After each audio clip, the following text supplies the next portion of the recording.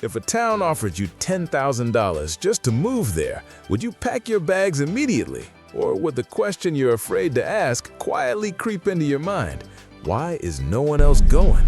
Because in the real world, money's never offered without a reason, especially not by governments, especially not in the United States.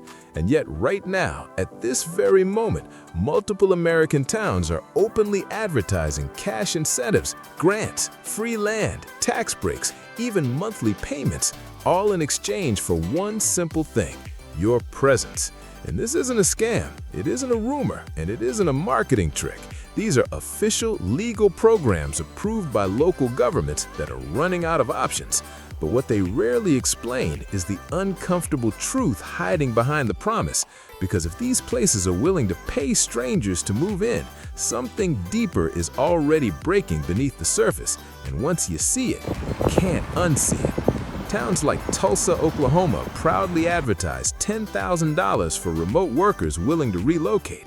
And on paper, it looks perfect. Affordable housing, decent infrastructure, fast internet, a friendly community. But what the brochures don't emphasize is how limited the local job market actually is, how dependent the entire plan is on you already having a stable income from somewhere else, and how quickly that initial excitement fades when you realize opportunity doesn't grow as fast as isolation. Because money can bring you in, but it cannot manufacture demand. And demand is what left these towns in the first place. Move a little north or west and you'll find communities in Kansas and Nebraska where houses cost less than a used car, entire streets frozen in time, lawns still trimmed, lights still working, but neighbors gone, schools consolidated or closed entirely, hospitals downsized, and the young generation missing because they left years ago chasing careers that never came back. And while cheap housing sounds like freedom, it quietly comes bundled with distance, long drives for basic services, limited healthcare options, and a social life that shrinks faster than most people expect. Iowa offers another version of the same story: free land programs, home building grants, relocation bonuses, all designed to refill towns that once thrived on manufacturing and agriculture. But winters stretch long and silent. Economic diversity is thin, and when a single employer struggles, the entire town feels it at once, creating a pressure no amount of upfront cash can erase. Alaska takes the concept even further, paying residents through permanent fund dividends, practically rewarding survival itself. But extreme isolation, months of darkness, and a cost of living that shocks newcomers make it a place many try and quietly abandon. And this leads to the question no one likes to say out loud. If these towns are offering free money, cheap homes, and incentives most people only dream about, why aren't they full already? Why isn't there a waiting list? And the answer is not sinister, but it is uncomfortable. Because these towns aren't growing, they're shrinking. Populations are declining, tax bases are eroding, young people are leaving, and local governments are fighting time itself. Relocation money isn't generosity, it's triage, a last attempt to slow a long decline driven by automation, urbanization, and economic centralization. And the truth is, these places aren't bad, they're simply mismatched with modern expectations. They reward patience over speed, stability over growth, and solitude over stimulation, which makes them perfect for a very specific type of person and deeply frustrating for everyone else. And that's the part no incentive program can advertise, because you can subsidize rent, but you can't subsidize belonging. You can discount a house, but you can't manufacture ambition. And you can offer cash, but you cannot promise momentum. And so these towns wait, hoping the right people will come. Not just anyone chasing free money, but people willing to trade convenience for quiet, options for certainty, and chaos for calm.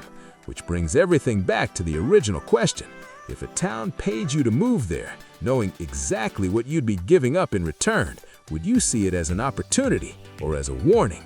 Because the answer doesn't just decide where you'd live, it quietly reveals what kind of life you're actually chasing.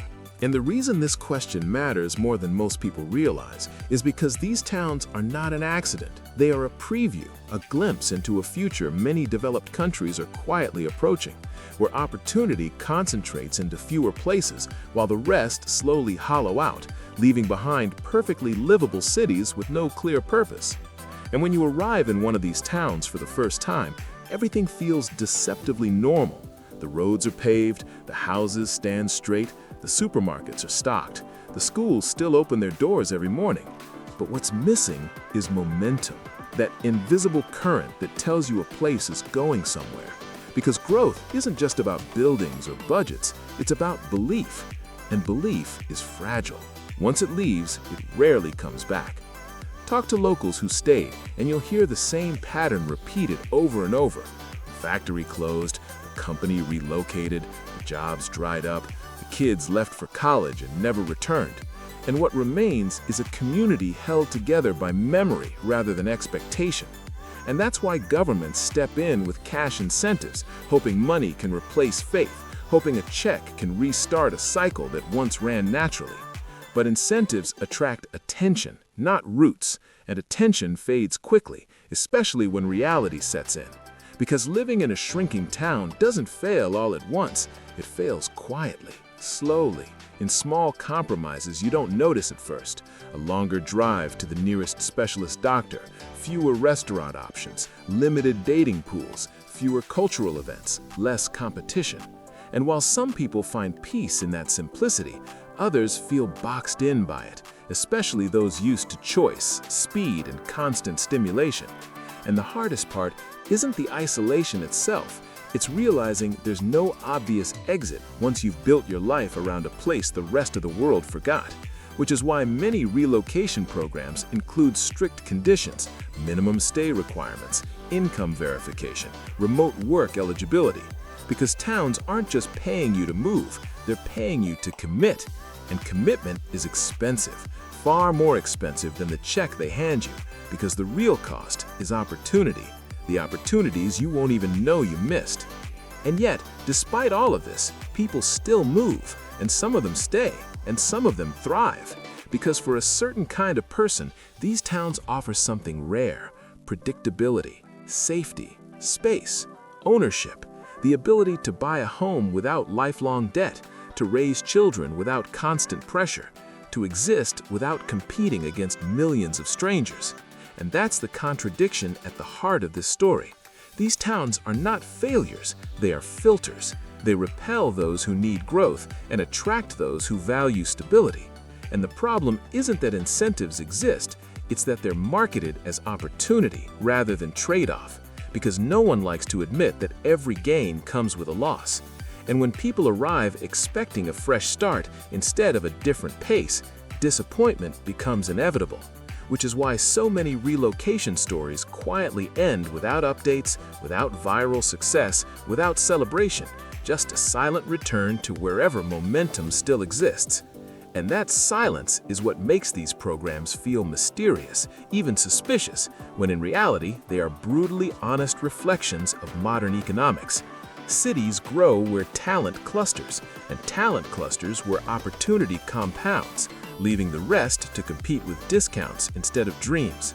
And so when you see headlines promising free money, cheap homes, and easy living, the real question isn't what they're offering you, it's what they're missing. Because money can invite you in, but only purpose can make you stay. And before you decide whether these towns are a hidden opportunity or a quiet warning, you have to ask yourself a deeper question. Not where do I want to live, but what kind of life am I building? One fueled by motion or one defined by balance? Because neither choice is wrong, but confusing one for the other almost always is. And that's why these towns will continue to pay people to move, not because they are desperate, but because they are honest about something most places aren't willing to say. Growth isn't guaranteed. Progress isn't evenly distributed. And sometimes the most affordable places cost you the most in ways no incentive can ever measure. So if tomorrow a town offered you cash, a house, and a quiet street with your name on it, the smartest response wouldn't be yes or no. It would be